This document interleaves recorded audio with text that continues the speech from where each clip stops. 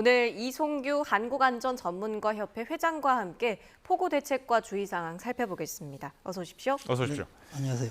예, 일단 전국적으로 피해가 많은 가운데 가장 걱정되는 곳은 청주시 오송 궁평 2 지하차도 차량 고립 사고 소식인데요. 1, 2 지하차도가 물에 다 잠겼는데 어쨌든 지금 2 지하차도 쪽에 피해가 집중돼 있으니까 지금 상황 좀 개선된 게 있을까요? 지금 큰 변화는 없고요. 지금 오후 6시 기준으로 보면은 지금 15대가 지금 침수가 돼 있고요.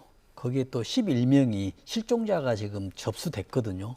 그러나 지금 15대의 어떤 차량 침수되는 거는 어떤 CCTV로 확인한 것이거든요. 그래서 자세히 이제 확인이 좀 필요할 것 같고요. 특히나 이제 11명의 실종자가 접수돼 있는데 이제 구조한 다음에는 인원 변동이 있을 수도 있겠습니다. 왜냐하면 CCTV로 차내를 정확하게 볼 수 없기 때문이죠. 예, 추가로 집계되는 상황은 저희가 계속 지켜봐야 될 것 같고요.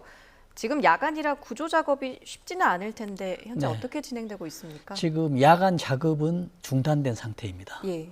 지금 특히 흙탕물이 돼 있고요. 특히 야간에는 뭐 아시다시피 밤이기 때문에 지금 구조 작업이 쉽지 않고 게다가 또 비가 오기 때문에 일단 야간 작업은 지금 중단된 상태로 지금 보도되고 있습니다. 일단 시야 확보가 어렵겠군요. 그렇습니다. 예. 지금 화면을 보시면요. 지금 그 사진 속에서도 급박했던 그런 상황이 보일 수 있을 만큼 양쪽으로 터널 아래 쪽으로 폭포수처럼 막 쏟아져 내리는 물이 있었거든요.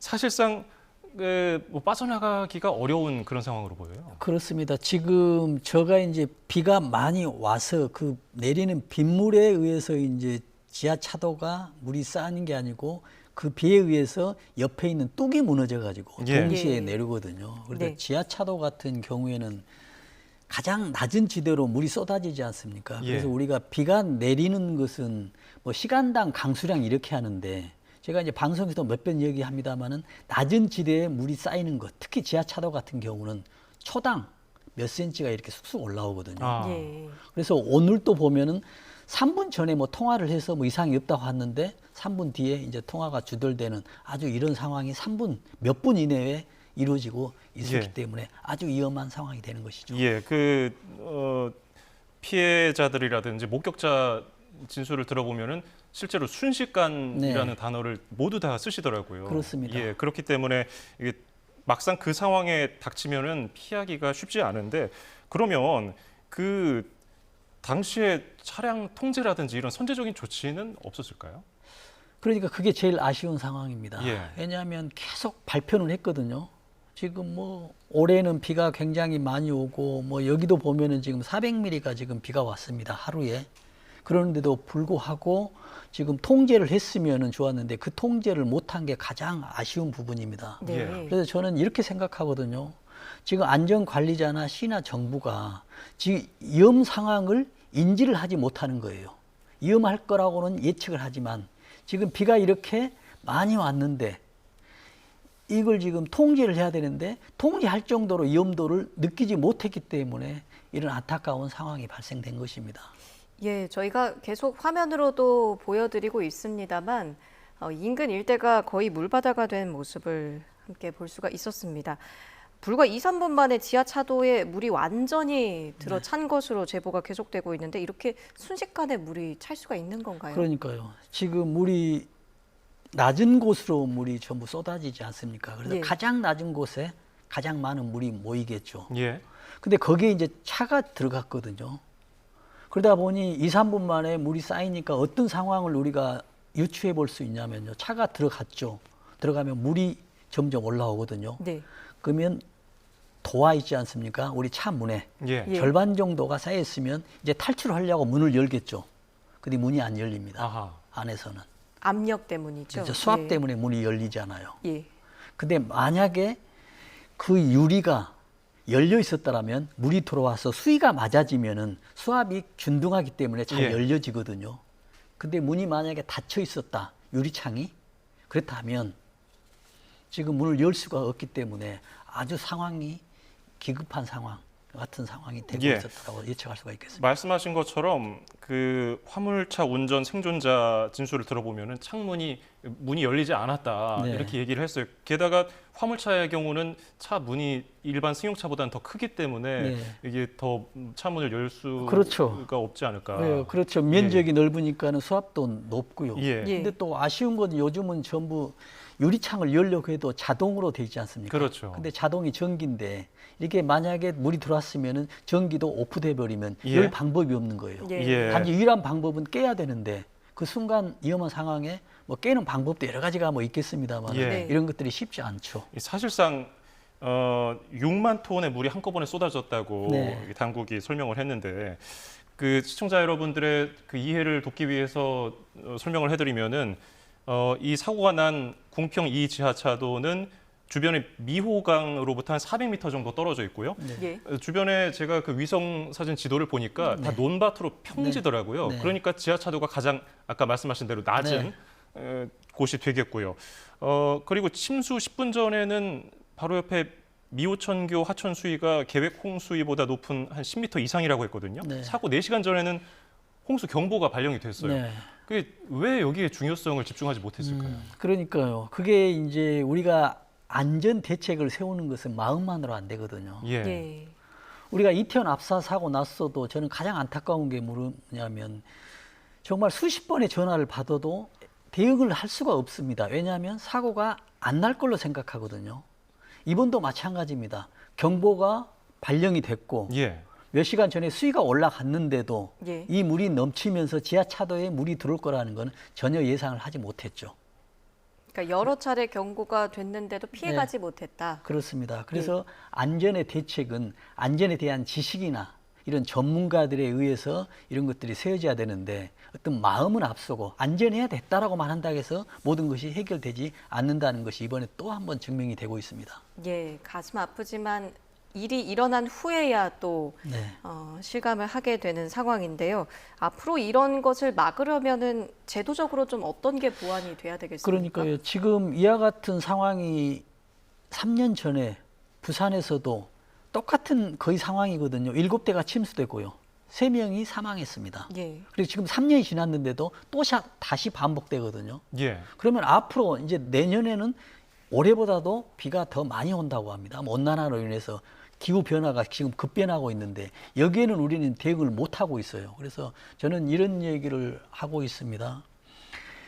지금 이제 안전에 대한 대책도 좀 과학적인 접근이 좀 필요하다고 생각해요. 예. 우리가 비가 내리는 예보량은 예측을 할 수 있는데 그 예보량에 대해서 피해는 예측을 못 하고 있어요. 굉장히 안타까운 현실이죠. 비가 한 시간에 하루에 400mm 온다라는 것은 예보가 다 되는데 이 비로 인해서 피해가 어느 정도 된다라는 것을 예측을 못하니 얼마나 지금 안타까운 현실입니까? 이런 예측을 하기 위해서는 요즘 최첨단 기술들이 많이 있기 때문에 이런 과학기술을 이용해서 예측도 하고 예측이 나오면은 우리가 예방을 어떻게 해야 됐다는 것을 알 수가 있지 않겠습니까? 예.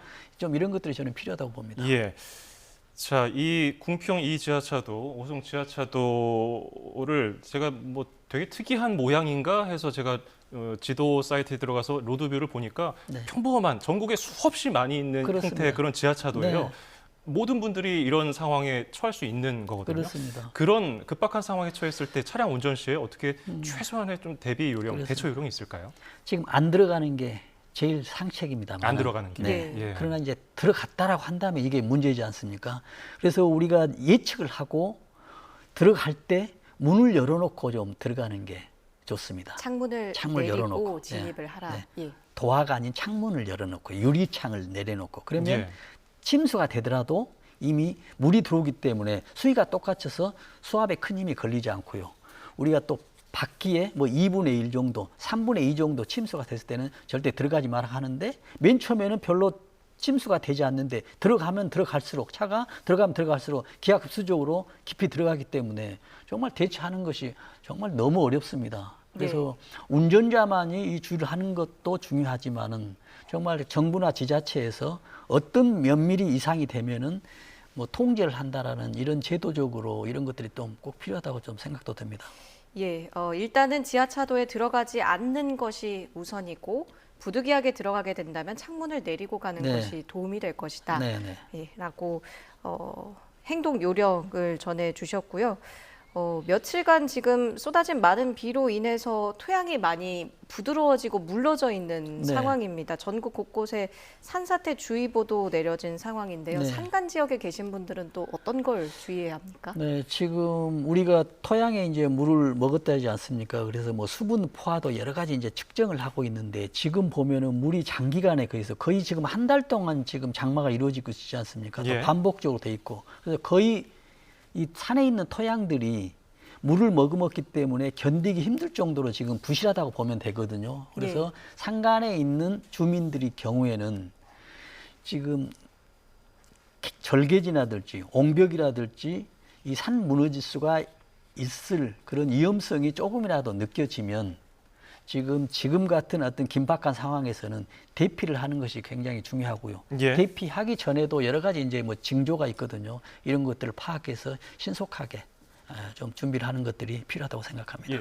징조에 대해서 말씀해 주셨는데 그럼 구체적으로 어떤 징조가 있을까요? 네, 지금 산에 이렇게 산사태가 나는 것은 분명하게 징조가 있거든요. 예. 그러나 이제 우리가 징조를 알 수가 없기 때문에 이제 그러는데 우리가 차를 지나가다 보면은 어떤 소리가 들리거든요. 근데 예. 차가 가기 때문에 소리가 안 되는데 우리가 굉음 같은 게 소리가 들립니다. 이 소리는 뭐냐면 지금 겉으로는 이상이 없지만은 그 토양 산 안에 내부적으로 지금 파괴가 일어나고 있다는 얘기거든요. 예. 그렇기 때문에 위험하고요. 또 하나는 우리가 물이 나와야 되는데 평상시 때는 비가 오면 거기는 항상 물이 나왔었는데 물이 나오지 않는 거예요.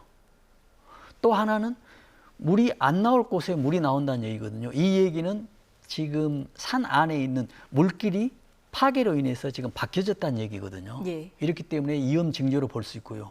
또 평상시와 다르게 뭐 돌이 하나씩 떨어진다 할지 아니면은 나무가 있는데 나무가 뭐 경사지게 있다는 얘기는 예.